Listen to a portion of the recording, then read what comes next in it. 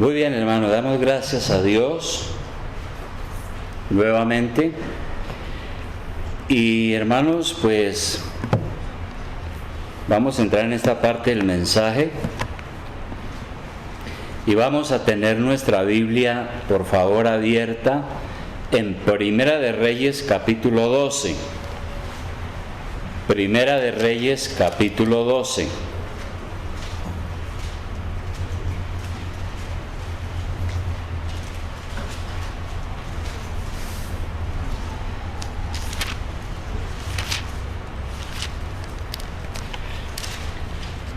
Ahora,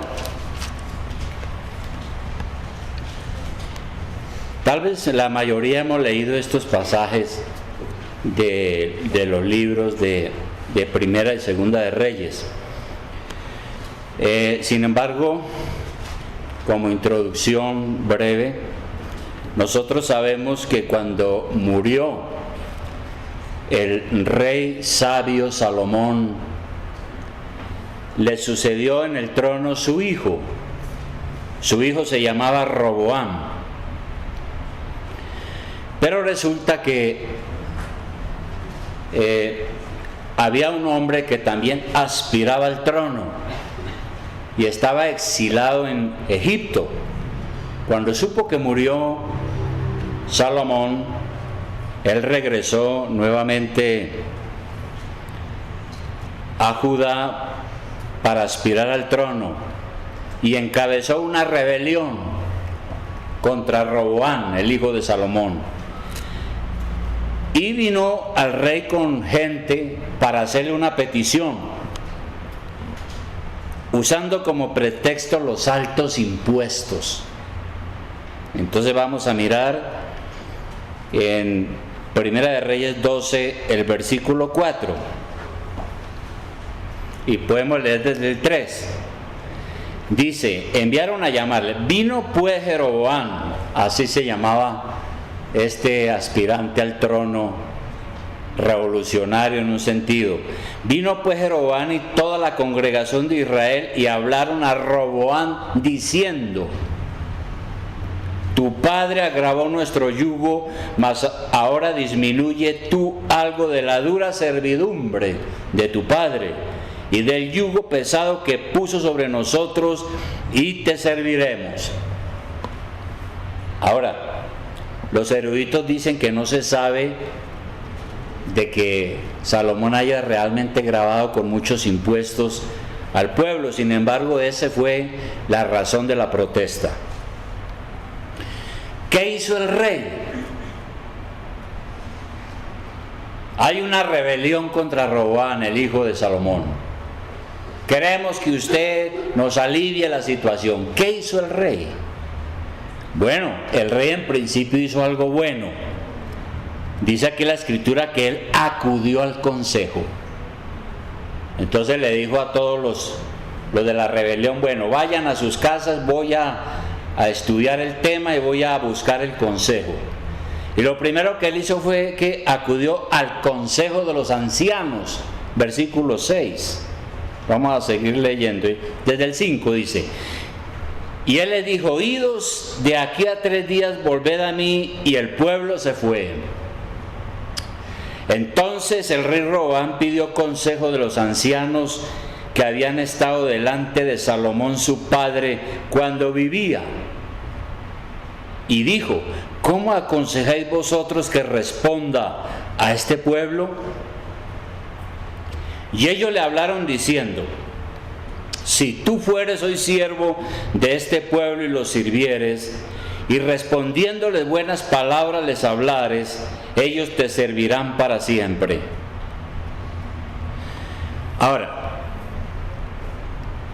vemos que entonces Roboam hizo algo bueno, consultó a los ancianos.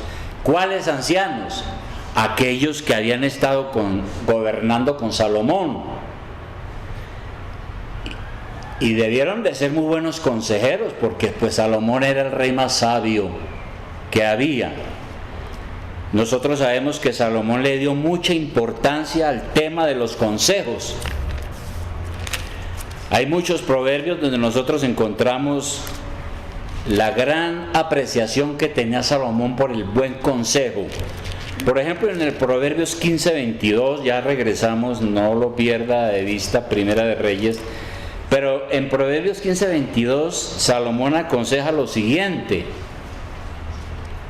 Dice: los pensamientos son frustrados donde no hay consejo, mas en la multitud de consejeros se afirman. De manera que uno puede tener muchos proyectos, muchos pensamientos, muchas cosas, pero si uno no pide consejo y orientación, puede frustrarse. En cambio, si uno se orienta bien, busca un buen consejo, quizás entonces surge un mejor juicio de las cosas que uno va a hacer. Entonces, el consejo que el rey recibió fue muy sabio de los ancianos. Ellos le dijeron: un rey está para servir a su pueblo, no para oprimirlo. No puede ser un gobernante arrogante y altivo. Háblele a la gente de buena manera, dele buenas respuestas, sea amable y gentil y hágale promesas justas. Ese fue el consejo. Ahora, realmente en la cultura hebrea, los viejos eran considerados la fuente de la sabiduría y por lo tanto el consejo. No había tanto desprecio como se está viendo hoy, porque hoy en día ya el anciano como que lo van relegando. Hoy tenemos un culto a la juventud. Todo lo que sea joven es lo importante. Entonces, ¿qué hizo el rey? Después de recibir ese buen consejo de hombres sabios, según el versículo 8, vamos nuevamente a Primera de Reyes 12, dice: ¿qué hizo el rey? Dice el versículo 8: pero él dejó el consejo que los ancianos le habían dado. Y eso quiere decir entonces que él pidió el consejo de los ancianos no tanto para recibir orientación. Probablemente él ya había tomado la decisión, sino lo hizo como una cosa protocolaria, pero realmente no iba a hacer lo que ellos le aconsejaron. Y pidió consejo de los jóvenes que se habían criado con él y estaban delante de él. Y les dijo: ¿cómo aconsejáis vosotros que respondamos a este pueblo que me ha hablado diciendo: disminuye algo del yugo que tu padre puso sobre nosotros? Entonces los jóvenes que se habían criado con él le respondieron diciendo: así hablarás a este pueblo que te ha dicho estas palabras: tu padre agravó nuestro yugo, mas tú disminúyenos algo. Así les hablarás: el menor dedo de los míos es más grueso que los lomos de mi padre. Ahora pues, mi padre os cargó de pesado yugo, mas yo añadiré a vuestro yugo. Mi padre os castigó con azotes, mas yo os castigaré con escorpiones. Y creo que era un látigo, al que llamaban así, escorpión. Entonces, ¿qué hizo este rey Roboam? No puso atención a los ancianos, se fue a los jóvenes que se habían criado con él, a los que se habían educado en palacio y con toda probabilidad se habían educado con él en el lujo, porque Salomón fue muy rico, con amistades aristócratas. Y nosotros sabemos que las personas que se crían en la aristocracia son muy dadas al derroche, al placer. Estos jóvenes compañeros le dieron un pésimo consejo a este rey. Le dijeron lo siguiente: no se deje. Ahora apriételos con más impuestos. Dígales que usted es más duro que Salomón. Y Roboam siguió el consejo de los jóvenes, menospreció el consejo de los ancianos, porque ya estaba ebrio de poder y estaba por convertirse, digamos, en un gobernante autócrata. Ahora, Uno de los factores de la caída de Israel, porque Judá, Israel, estos territorios entraron en crisis, pero uno de los factores de la caída de Israel, del reino del norte, fue que Dios permitió que ellos tuvieran como gobernantes a muchachos. Si uno ve Isaías capítulo 3 versículo 4, Isaías capítulo 3 versículo 4,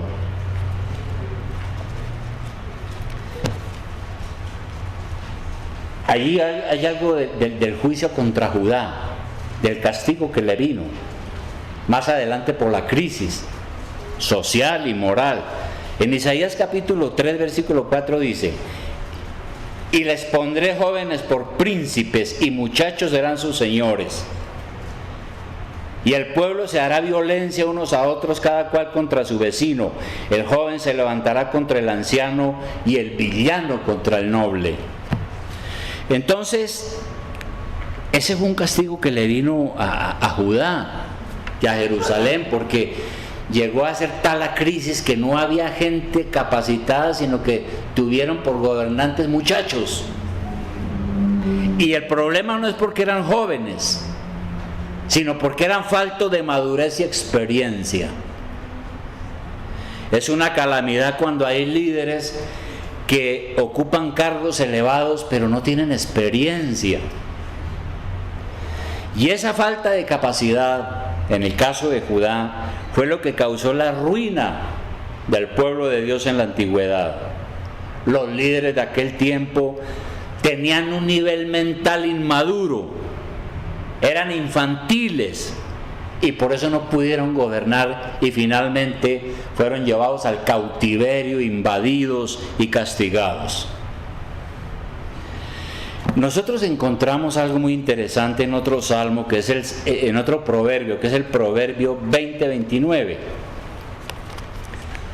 Otro dicho sabio de Salomón. En Proverbios 20:29. Mira lo que dice allí. Proverbio 20:29. Dice: la gloria de los jóvenes es su fuerza, y la hermosura de los ancianos es su vejez. Tal vez la hermosura porque el anciano es sabio, tiene experiencia, puede pensar mejor, aunque los jóvenes también son importantes por su juventud. Pero el problema es que hay peligros cuando no escuchamos la voz de la experiencia, como le pasó al rey Roboam. Entonces pensemos en las consecuencias de no oír el consejo de los ancianos, de los líderes sabios. Si Roboam hubiera consultado solo a los mayores, habría tomado el camino correcto, pero su orgullo no lo dejó. Él dijo: yo soy el rey, y se dejó llevar por el consejo de muchachos de poca experiencia. Y ellos lo que le dijeron fue: sea duro, apriete más que su papá. Y eso tiene, esta historia, hermano, tiene muchas lecciones para nosotros. Fíjese usted, por ejemplo, que cuando uno está joven, uno puede conseguir buenas amistades, pero también puede encontrarse con amistades muy malas que no le van a dar un buen consejo. Vamos a hacer un ejercicio. Digamos que el pastor de la iglesia es Roboam y que necesita tomar una decisión importante. ¿Qué debe hacer primero? Lo primero es buscar consejo. Según Proverbios 11:14, ya leímos uno, pero este es otro. Dice una cosa importante, dijo Salomón, en Proverbios 11:14, dijo Salomón: donde no hay dirección sabia, caerá el pueblo, mas en la multitud de consejeros hay seguridad. Entonces lo primero que debe de hacer Un líder es buscar consejo, como en el caso que estamos poniendo. ¿De quiénes? Buscar consejo de quiénes. En el caso de la iglesia, de los ancianos de la iglesia. La iglesia necesita de líderes que sean consejeros sabios, prudentes, que amen la iglesia y busquen su bienestar. Y los más llamados a ejercer ese consejo, esa consejería, son los ancianos, es decir, los líderes que trabajan junto con el pastor del rebaño. ¿Y quiénes son los que deben de trabajar junto al pastor? Los ancianos, como ya lo vimos hace un rato, los ancianos consejeros. Ahora, recordemos que la palabra anciano no significa edad. Puede haber un hombre que tiene 80 años y tener una mente de niño como de 20. Y uno ve eso a veces, gente ya vieja y con cosas de niño. Puede haber un joven niño que tiene, o un joven que tiene 25 años y tener la madurez de uno de 50 o 60 años. Entonces, cuando hablamos de ancianos en la Biblia nos estamos refiriendo a la madurez espiritual. Y esos líderes ancianos de la iglesia, consejeros, son una gran ayuda para el pastor principal, cuando hay varios, y para toda la iglesia. Lo triste es cuando uno va a buscar consejeros y no hay nadie. Y entonces el pastor está solo, ¿y a quién voy? No hay nadie. No hay ningún sabio aquí, consejero, no hay ningún anciano maduro. Entonces voy a ver a quién le digo. Por ahí el primero que pase por la calle a ver qué consejo me da. ¿Cuáles cualidades debe tener un anciano consejero? Entonces, ¿cuáles son las cualidades de un anciano consejero que pueda ayudar a dirigir la iglesia? Son las mismas cualidades de un pastor. ¿Y cuáles son las cualidades de un pastor? Si nosotros vamos a 1 de Timoteo 3:6, vamos a mirar 1 de Timoteo 3 y vamos a tenerlo listo allí. Voy a referirme a esto en desorden. La primera cosa es que un anciano líder en la iglesia debe ser un creyente sabio, ¿no? Por eso ahí en 1 Timoteo 3:6, cuando el apóstol San Pablo está hablando de los requisitos o de las cualidades de un pastor o de un anciano, él hace una aclaración en el versículo 6. Dice: no un neófito. Un pastor o un anciano no puede ser un neófito, no sea que envaneciendo se caiga en la condenación del diablo. ¿Y qué es un neófito? Es una persona recién convertida. Cuando una persona está recién convertida y recién ha llegado a la iglesia y está aprendiendo, decimos que es un neófito. Y un neófito no puede todavía ser un anciano consejero, porque corre el riesgo de que se vuelva envanecido y actúe tontamente y se vuelva un engreído, porque es un recién convertido, es un recién nacido. Y por eso Pablo advierte sobre los riesgos de nombrar a un recién convertido como anciano consejero de la iglesia o como pastor. Ahora, ¿cuál es el problema? Cuando uno está recién convertido en la iglesia, cuando uno es joven, espiritualmente hablando, uno es muy entusiasta. Uno le habla de Cristo a todo el mundo. Uno está feliz porque ha conocido un nuevo camino. Uno quiere que todo el mundo se haga cristiano. Y uno está eufórico y uno evangeliza, de acuerdo, pero le falta crecer y madurar. Y eso requiere tiempo. De manera que el término anciano significa sabiduría y experiencia, lo cual son cosas que no tiene una persona recién convertida a Cristo.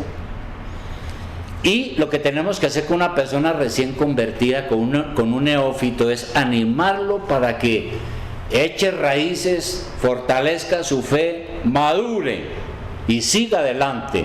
Puede que más adelante llegue a ser un anciano consejero. Algo más, además de ser un creyente sabio, los ancianos consejeros no pueden ser materialistas. Una persona materialista no es la que vende materiales de construcción, sino que es, ya sabemos nosotros la connotación popular, es alguien lleno de codicia, que le gusta de la plata, quiere tener más cosas, cada día más cosas.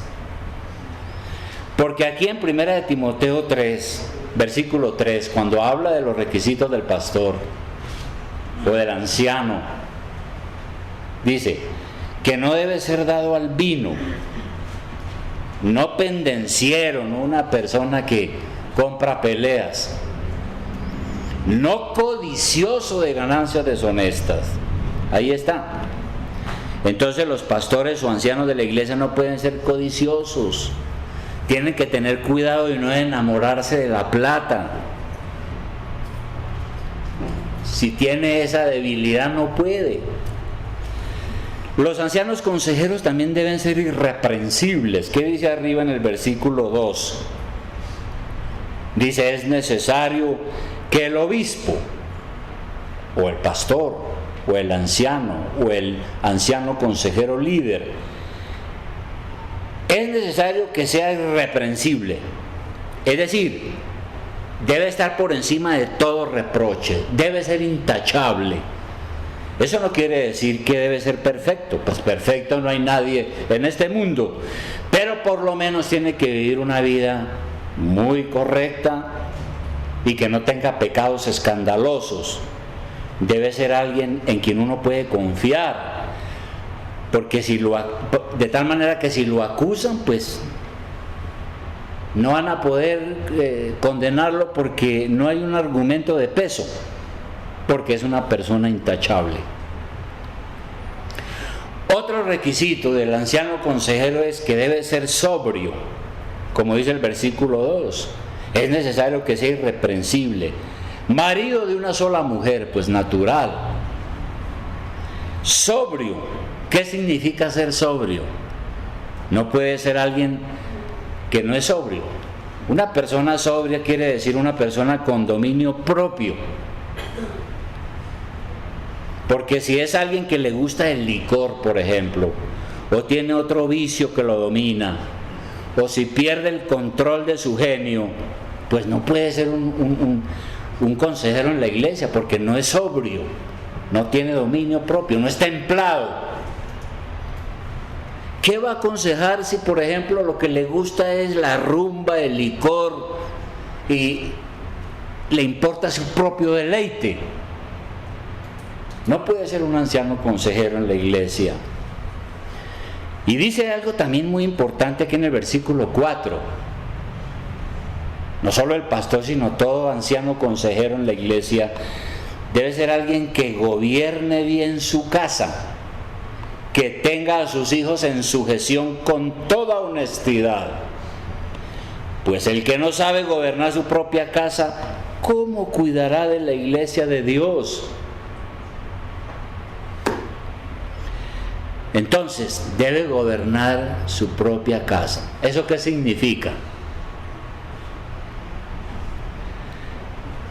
Si no tiene un liderazgo espiritual en la casa, sino que es un pelele dominado por su mujer, o si no es capaz de dirigir a sus hijos, sino al contrario, son sus hijos los que le ordenan lo que se debe hacer, pues no está en capacidad de ser un anciano consejero, porque no está gobernando bien su casa.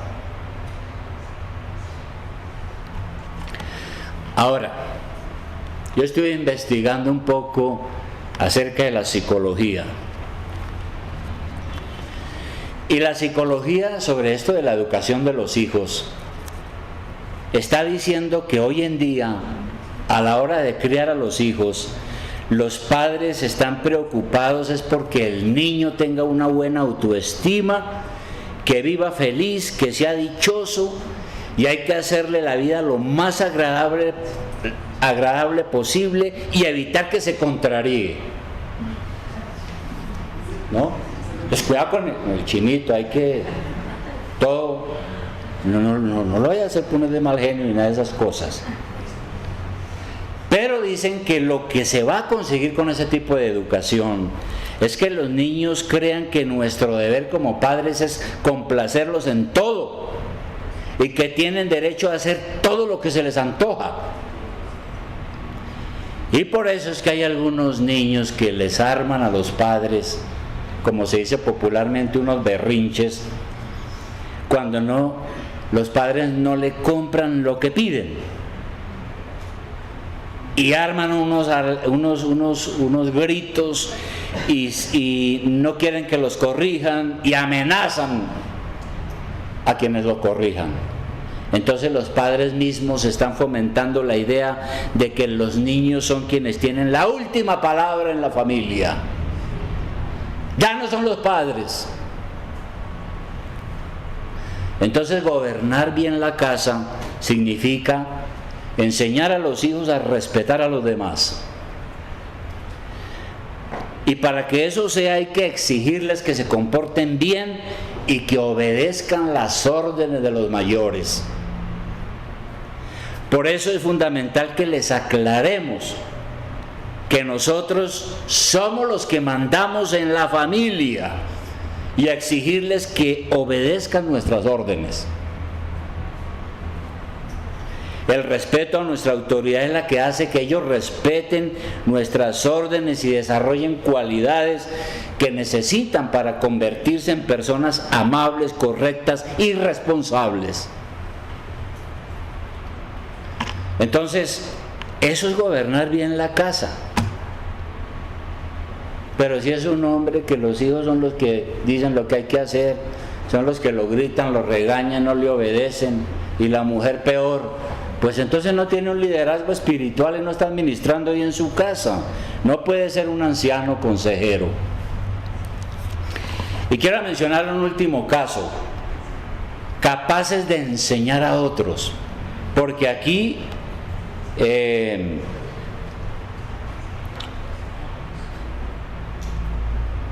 es uno de los requisitos, ¿no? Dice apto para enseñar, dice al final del versículo 2. Capacitado para enseñar. Una persona que es un pastor o anciano, consejero, debe tener la capacidad para enseñar, debe conocer la Biblia y debe saber aplicarla en cada caso que se necesite, y debe estar listo a tomarse el tiempo necesario, llamar a los hermanos, al que esté en problemas, visitarlos si es posible, ayudarle con el consejo. No solo el pastor, cualquiera que sea anciano líder en la iglesia. Si es alguien que no le importa a la gente, porque no quiere gastar tiempo, sino solo en su propio placer o en sus negocios, pues tampoco puede ser un anciano consejero.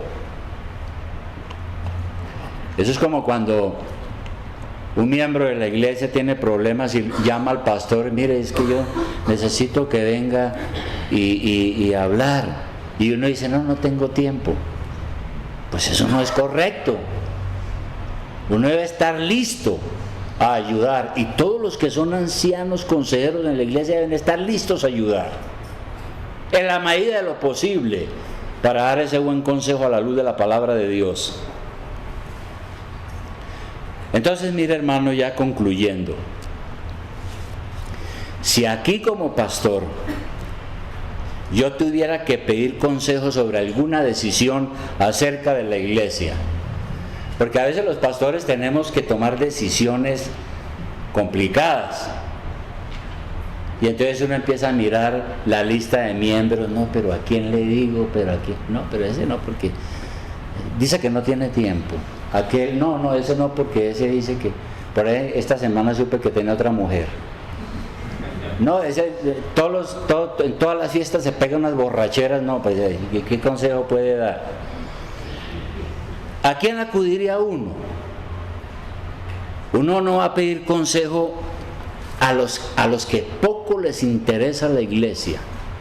Uno va a buscar un consejo de aquel hermano que está interesado en la iglesia, que ama la iglesia, que ora por la iglesia, que ama a sus hermanos, que se preocupa por sus hermanos.